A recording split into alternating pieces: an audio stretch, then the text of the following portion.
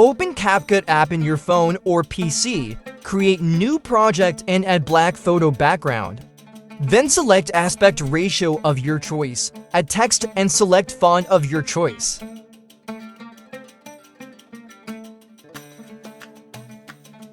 Now click Animations.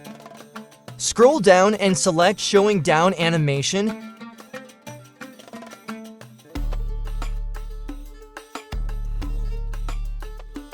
Export the video. Back to Timeline. Click Overlay and add the exported video.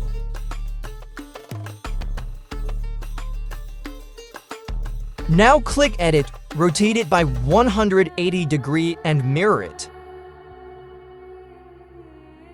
Reposition it exactly below the text. Then go to Mask. Select Horizontal and rotate it by 180 degrees.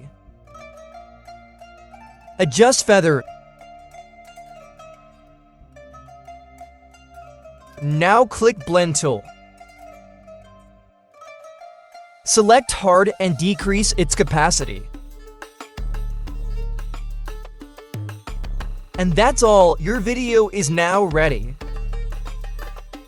Don't forget to like the video and subscribe the channel.